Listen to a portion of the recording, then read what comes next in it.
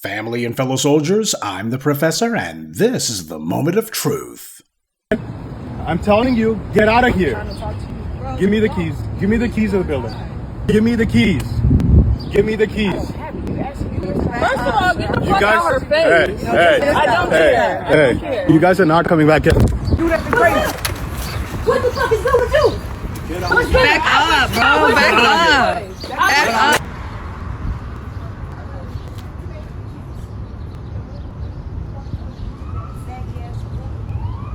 And that person in red shirt hit me right there. Like, hey, there is weed smelled in the hallway.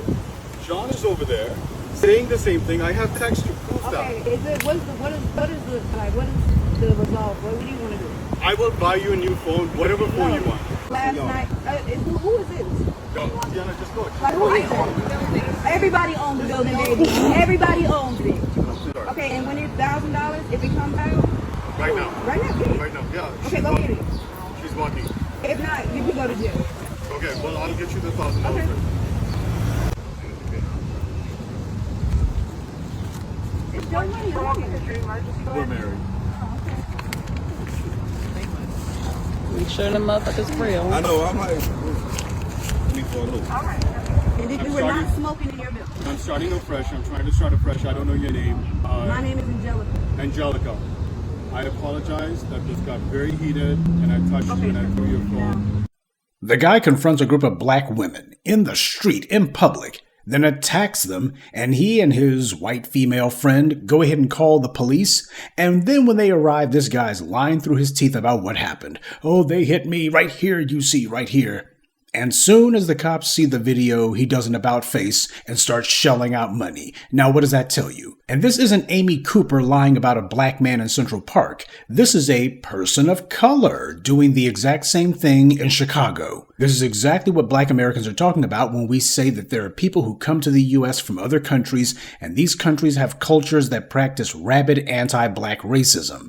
And this guy here, his skin is darker than a lot of black people, and yet that doesn't change his behavior. He violently attacks a group of black women, and then when the police show up, he can't wait to start telling them lies. This guy is the product of an environment where lying is not only not a big deal, but is also seen as normal. And that's dangerous when you come to a culture of people where honesty and loyalty and trust, these things actually matter.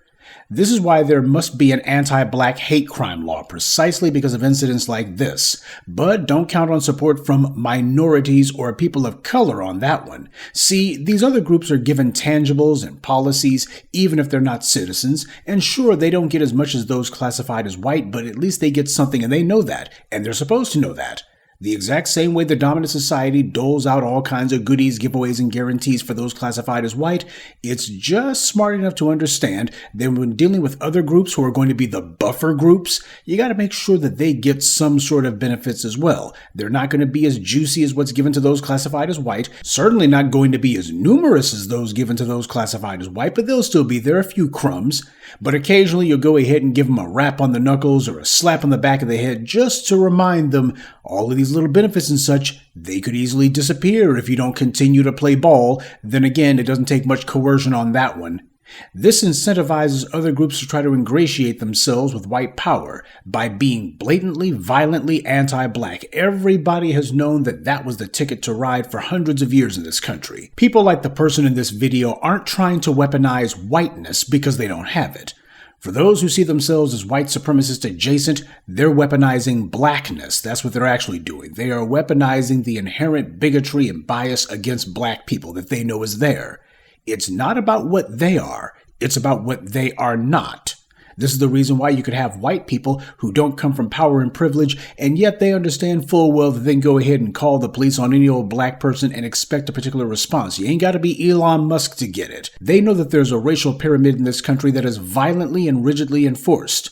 They also know that they would never and have never tried to do this against white people. They don't try to weaponize any sort of race against the dominant society. But when it comes to black people, they get to feel like they got some weight to throw around. And then they can go ahead and use black people as the designated whipping boy. That's one of the psychic benefits that goes along with people who think that they're going to be white supremacist adjacent. Sure, it doesn't put any extra money in their pocket, and no, they don't actually have any real power, but it's a psychological benefit. They get to feel like, well, back in the old country, I didn't have any sort of authority. I didn't have any sort of power. There was nobody who I could throw around. Everybody was kicking me around. But hey, over here in the U.S., there's a group of people who the society has designated that it's okay to kick them around. In fact, you're supposed to. So that makes me feel superior about myself. These are the psychic benefits that white supremacy applies to people. I told you all about that a few weeks ago. And that's why reparations is not the only big-ticket issue that foundational black Americans are demanding. An anti-black hate crime law specifically for us, that is another one that's on the to-do list. We are targeted by everyone because of our race. And it's all due to the racial pyramid that this country enforces. Everyone believes that they reinforce their position above us by openly and aggressively engaging in anti-black racism, and that there's not going to be any real consequences for it. That's how they've been conditioned by this society. That's how they signal to white power that they're on the team. We'll continue with the moment of truth in just a moment, but first, a word from the official sponsor of Black Empowerment, Power Tools. There's no telling when something's going to come up, so make sure you carry your power tools at all times. You never know when you're going to need to bring the hammer down, or when you'll have some trash that needs to be blown away, or some obstacle that requires cutting down. Don't get caught empty-handed. Keep your hammer close by. Keep that leaf blower at the ready, and always carry your steel. Power Tools. Because no matter what your day job or side hustle may be, there's no excuse for not being ready to put in some work. To the people who keep trying to find allies with other groups where there aren't any allies, this is the reality. The worst form of deception is self-deception because it's trickery that comes from yourself. It's tough enough to deal with deception as it is when it comes from other people, but when it comes from you, that means you are fooling yourself because there's a part of you that wants to be fooled. When people run game on themselves, they don't even need a slick line of propaganda to sell it. They're already on board. They're telling themselves that they're winning. But winning what? This is the foundation of long-term oppression. Whether it's the professional BS artist who cons people into giving them their life savings over the course of years, like Bernie Madoff, or personal relationships, or systems of racial oppression. They all rely on some element of complicity. On some level or another, the mark becomes a willing participant in their own mistreatment. We need to understand that most of these other groups simply do not see white supremacy because they don't want to see it, at least until it's got its foot up their behinds, and even then they only momentarily recognize it. These people who were colonized had a mind game run on them, but it's a game that they chose to play, and truth be told, they came from cultures where their minds were already open to exactly this kind of racist scam.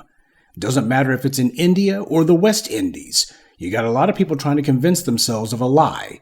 The British colonized those places and told them that they were British subjects, and that they were actually no different than, say, the subjects in Scotland or Ireland. See, we didn't go after you guys because you were black or brown. We went after you because, well, you're not British. But look, see how we treat these folks over here in Ireland or Scotland, how we treat some of these lower-class white folks in England. That's what the system you're under is really about. It's not about race, it's actually about class, you see. And like it or not, you've been grafted onto the tree of British imperialism. You're part of the family, though a lower member of the family. And that's exactly what a lot of these non-white groups who have been colonized by Europeans have done. That's the scam that they run on themselves. It never occurred to them that the British never had their black subjects or their brown subjects doing anything to rule over or to bark out orders at their white subjects. The Brits never brought in throngs of African or Caribbean or Indian soldiers from the colonies in order to rule over some unruly white folks who need to be clubbed back into submission. They never did that. The road only went one way. They had their white subjects helping them to dominate and to subjugate their non-white ones. But these other groups, they still don't see it. In their minds, all the subjects are equal. This is people trying to keep the illusion alive that they're white or at the very least of the same status. None of them would ever or have ever gone to Ireland and told those people that colonialism wasn't so bad and that they need to pull themselves up by their bootstraps, etc. They don't do that with white people. They know better than to do any sort of finger wagging at them. The bootlicks of white supremacy know the rules of racism, and the first rule is you have to go along with the lie that white supremacy doesn't exist. Meanwhile, guys like this will gladly avail themselves of the Asian hate crime law that was written and passed during a time when there were nationwide protests over black people being murdered in the streets. Imagine that. At the same time that black folks are being murdered with impunity, somebody says, we need a hate crime law, for Asians. And when you say that we as black Americans require a hate crime law for us because we are the first, main, and only people who have been singled out to be murdered and harmed solely because of our race, it's been people from these other groups who have been the main ones to tell us that's divisive and unnecessary. Why do black Americans need a hate crime law specifically for them? So, I guess then the Asians are going to campaign to repeal the Asian hate crime law, right? Or is that not seen as divisive? Just like Japanese American reparations wasn't objected to by these same groups, nobody complaining that my folks came here and we didn't do anything to the Japanese Americans, we didn't put anybody in any concentration camps. They didn't object to where their tax dollars went, though. These adjacents to white supremacy never see white supremacy, but they always are eager to claim that there's some kind of black chauvinism that they need to be protected from. And here's the thing. It was no different in their home countries when they had colonial governors and were being slapped around by these white colonists and had all kinds of race-specific laws applied to them. They still weren't 1/100ths as opposed to that as they are to the mere existence of black Americans who have never done anything to them, who they owe for every opportunity they've ever had here, starting with the opportunity to be here. So understand how sophisticated white supremacy is. It starts off by indoctrinating people who are not classified as white that they need to be on guard against black people and be ready to go ahead and harm black people. Make sure that you do that because that's how you're going to show that you're on the team, that you want to be on team white supremacy. And you'll be assigned a place. Sure, it's not going to be at the top. It won't be anywhere near there. And you will have to accept the fact that there's going to be regular abuse from the dominant society, but at the very least, you got the psychological comfort of knowing that there's always going to be this group of black people who are beneath you, underneath you, and you can go ahead and abuse them. The same way the dominant society abuses you, well, you can abuse these black people, but there is a catch. If the black folks actually fight back against you, or worse, they've got some damning evidence against you, well, times like this, you're on your own.